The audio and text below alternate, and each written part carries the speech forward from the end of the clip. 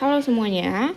Oke, pada pertemuan kali ini kita sudah masuk bab regresi linear.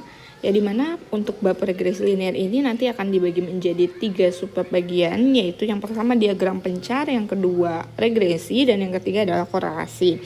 Nah, untuk diagram pencar sendiri, ya jadi dalam penyajian data itu kan di statistika kalian waktu SMP sudah belajar yang namanya diagram batang, kemudian diagram garis, poligon. Ya, nah ini sebenarnya konsepnya nggak jauh beda ya. Jadi scatter plot ini digunakan untuk menunjukkan hubungan antara dua variabel yang digambarkan dalam bentuk dot. Jadi dalam bentuk dot itu artinya dalam bentuk titik pada bidang koordinat kartesius ya. Nah, di sini kalau kita bicara diagram pencar, ada 3 hal yang harus kalian pahami. Yang pertama itu ada yang namanya pola hubungan, ya, pola hubungan. Nah, pola hubungan ini bisa kalian lihat dari bentuk pola yang terbentuk dari diagram tersebut. Nah, di sini ada linear atau non-linear. Nah, non-linear itu jika diagramnya itu berbentuk bisa parabolik atau eksponensial atau mungkin bentuk lainnya yang tidak teratur ya. Jadi biasanya nanti pilihannya itu ada linear sama non-linear. Nah, bedanya gimana? Kalau linear dia itu membentuk garis lurus ya. Ini kita lihat nih, linear ada 2 ya. Di sini ada dia membentuk garis lurus. Yang pertama ini membentuk garis lurus ke bawah ya lama. Nah, kemudian ini yang kedua membentuk garis lurus yang condong ke kanan. Nah, untuk yang ketiga ini adalah parabolik ya, berbentuk parabola ya. Di sini ada kurva parabolanya. Kemudian yang keempat ini bentuknya eksponensial ya. Jadi dia agak hampir membentuk linear, tapi ternyata di atasnya itu ini ya, miring ya. Nah, jadi kalau misalnya dia membentuk garis lurus berarti dia linear. Kalau misalnya dia tidak membentuk garis lurus berarti non-linear. Ya, apapun bentuknya nanti, mau parabolik, eksponen atau bentuk yang lainnya yang tidak teratur.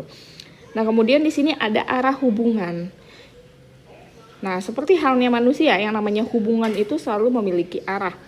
Nah, arah di sini ada 2, ada arah yang positif, ada arah yang negatif. Ngelihat dia positif atau negatif gimana? Positif itu jika semakin besar nilai variabel bebasnya ya, jadi ini semakin ke kanan maka dia semakin ke atas ya. Jadi kalau misalnya arahnya itu ke atas maka dia arah hubungannya positif. Tapi kalau misalnya semakin ke kanan semakin ke bawah ya, berarti dia arah hubungannya negatif ya. Jadi tinggal dilihat arahnya aja, semakin ke atas atau semakin ke bawah. Nah, kemudian untuk keeratan hubungan ya, keeratan hubungan ini kita lihat dari jarak antar dot yang terbentuk. Nah, kalau misalnya ini yang pertama ya, ini keeratan hubungannya sangat lemah. Kenapa? Karena kita lihat dari jarak antar dot yang terbentuknya ini berarti pertama non-linear ya, dan yang terbentuk itu renggang-renggang sekali. Nah, ini berarti keeratan hubungannya sangat lemah.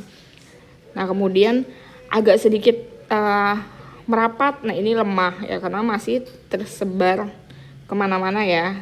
Kemudian ini kuat, dan yang keempat ini sangat kuat ya. Jadi tinggal dilihat dari kerapatannya. Semakin rapat berarti semakin kuat ya. Ingat, semakin rapat maka semakin kuat ya. Jadi itu yang harus kalian mengerti ketika kalian melihat sebuah diagram pencar ya. Jadi polanya seperti apa, arah hubungannya seperti apa, dan keeratan hubungannya itu seperti apa. Ya, ini di sini saya punya beberapa latihan soal ya, beberapa contoh. Yang pertama kaitan antara suhu udara sama kelembapan udara. Ya, di sini suhu udara dan kelembapan udara disajikan dalam diagram pencar berikut. Nah, yang pertama pertanyaannya adalah bagaimana tren data pada diagram. Jadi kalau ditanya tren ya, tren itu berarti yang harus kalian lihat adalah polanya. Nah, polanya itu linear atau tidak. Nah, ingat, kita lihat di sini ini garisnya tidak membentuk garis lurus ya. Dia agak melengkung di bawahnya. Nah, berarti pola diagramnya ini adalah tidak linear. Ya, tidak linear. Nah, kemudian pertanyaan kedua, bagaimana korelasi suhu udara dan kelembapan udara? Ya, dia nanyain korelasinya. Korelasi itu berarti hubungannya. Nah, hubungannya tadi ada positif, ada negatif. Kalian tinggal lihat dia semakin ke kanan, semakin ke bawah, atau ke atas. Nah, di sini jelas ya ke bawah, berarti hubungannya adalah negatif. Nah, kalau kita lihat dari kerapatannya atau keeratan hubungannya, di sini lumayan rapat, berarti hubungannya kuat, ya. Nah, kemudian pertanyaan terakhir, bagaimana pengaruh korelasi suhu udara dan kelembapan udara? Nah, ini kalian tinggal simpulkan. Berarti dari grafik ini kita dapat menyimpulkan bahwa semakin tinggi udaranya ya, semakin tinggi suhu udara, maka kelembapan udaranya semakin rendah. Maka kelembapan udara semakin rendah. Ya, jadi di sini adalah bagaimana kalian bisa membaca data yang disajikan dalam diagram pencar. Nah, ini yang kedua, ukuran sepatu dan usia. Ya, hubungan antara ukuran sepatu dan usia.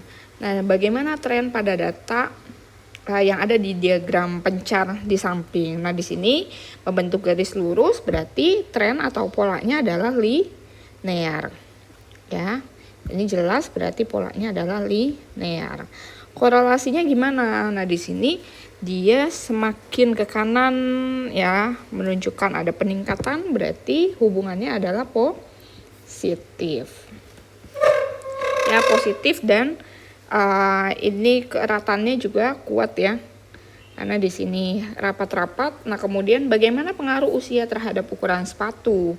Ya, pengaruh antara variabel bebas dan terikatnya ini gimana? Nah, berarti ini tinggal kita tuliskan aja, semakin apa? Semakin besar ya, semakin besar usia siswa, maka ukuran sepatunya semakin besar juga. Maka ukuran sepatunya semakin besar juga ya.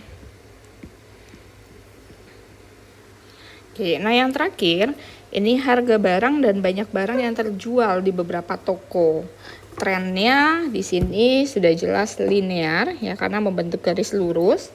Kemudian korelasinya ini karena semakin ke kanan dia semakin menurun, berarti korelasinya adalah negatif. Kemudian ini juga keeratannya berarti kuat karena agak dempet-dempet ya. Kemudian bagaimana pengaruh harga barang? Berarti harga barang itu kan semakin ke kanan semakin ke kanan itu sebuah X berarti semakin besar ya. Nah,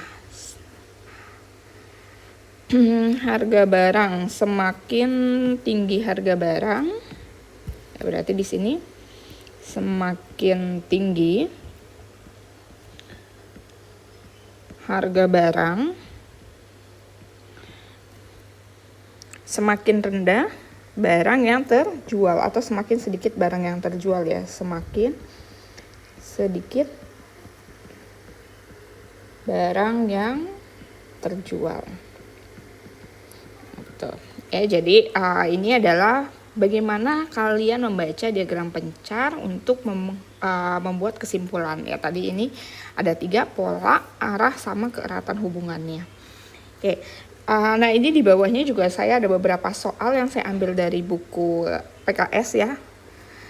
Kita jawab bersama-sama aja. Yang pertama, perhatikan data pada tabel berikut. Diagram pencar dari data tersebut dapat digambarkan yaitu, nah ini kita tinggal menuliskan, kalian lihat sumbu X sama sumbu Y-nya. Ya, sumbu X-nya ini kan semakin meningkat, nah sumbu Y-nya semakin menurun. Ya, berarti grafiknya nanti ke bawah gini kan ya. Karena semakin ke kanan, sumbu Y-nya semakin rendah atau semakin kecil. Nah, ini tinggal kita lihat optionnya A, B, C, D, E. Nah, di sini yang sesuai adalah yang A.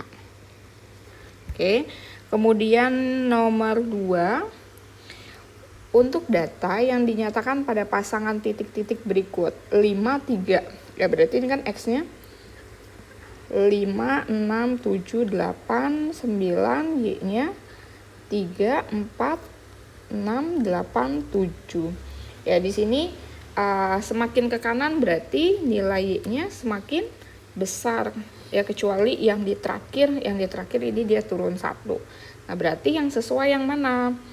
Ya kalau yang A kan enggak nih ya, ini naik kemudian turun. Nah ini naik, yang terakhir turun. Berarti yang sesuai adalah yang B, ini harusnya B ya. Oke. Kemudian nomor 3, diagram pencar berikut menunjukkan bahwa variabel X dan Y mempunyai hubungan. Nah ini berarti membentuk garis lurus kan ya. Berarti kalau lurus dia linear. Nah linearnya apa? Berarti kan jawabannya ini antara A sama B. Ya, yang sama-sama linear. Karena dia semakin ke kanan naik, berarti korelasi linearnya adalah positif. Oke, yang keempat, pola hubungan XY pada pasangan berikut.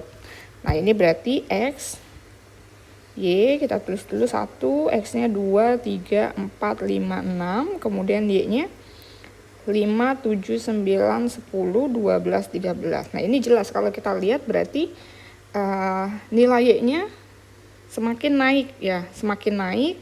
Nah berarti kurang lebih nanti garisnya kayak gini. Maka terbentuk diagramnya adalah garis lurus ya, karena tidak ada yang mengalami penurunan ya. Kemudian nomor 5, tabel berikut menunjukkan pasangan X dan Y. Dengan diagram pencar dapat diselidiki bahwa pola hubungan XY cenderung, nah ini juga sama, kita tinggal gambarkan aja, lihat 90, 80, 70, 60. Nah ini semuanya menurun ya, berarti gini kan ya, tidak ada yang mengalami penurunan kemudian naik turun lagi gitu, nggak ada ya, semuanya turun, berarti dia membentuk garis lurus ya, dengan arah hubungannya berarti negatif. Yang keenam, apabila diagram pencar pasangan XY, hubungan XY mempunyai pola merupakan garis lurus. Nah, garis lurus berarti linear. Ya kalau linear berarti pilihannya tinggal A sama B. Nah dia bilang miring ke kanan berarti gini kan ya. Nah sehingga kalau misalnya miring ke kanan maka dia positif. Ya berarti korelasi linear positif. Ketujuh, apabila diagram pencar pasangan XY punya pola garis lurus miring ke kiri, berarti linear negatif. Oke, soal terakhir, sesuai dengan diagram, pernyataan yang tepat adalah, nah ini berarti kan X ini harga barang semakin tinggi ya, harga barangnya semakin tinggi, maka banyak barangnya di sini semakin rendah. Ya berarti tinggal kita lihat optionnya. Penjualan lebih banyak pada saat harga barang lebih murah. Benar gak? Benar ya. Pada saat harga barangnya lebih murah, banyak barangnya semakin tinggi. Kita cek yang lainnya, meskipun sebenarnya kalau A udah benar, biasanya yang bawahnya semuanya salah ya. Semakin murah harga barang, semakin sedikit yang terjual, ini udah jelas salah. Semakin mahal harga barang, semakin banyak yang terjual, salah, karena semakin mahal ya ini kan berarti kalau semakin ke kanan semakin mahal ya, tapi ternyata semakin rendah. Oke, yang C juga salah. Kemudian yang D, harga barang tidak dapat mempengaruhi. Nah ternyata mempengaruhi, kan ya, kita lihat di sini ada pengaruhnya, karena ternyata semakin tinggi permintaannya atau harga barang yang terjual semakin rendah, berarti terdapat pengaruh. Banyak yang terjual selalu naik. Nah ternyata enggak selalu naik, karena penjualan harga itu sangat mempengaruhi penjualan ya. Berarti jawabannya sudah benar yang A. Oke, nah jadi untuk diagram pencar ini kurang lebih seperti ini ya, adalah kemampuan kalian dalam membaca diagram. Jadi enggak susah-susah banget sih, dan ya harusnya mudah sih ya, dalam kategori mudah. Oke.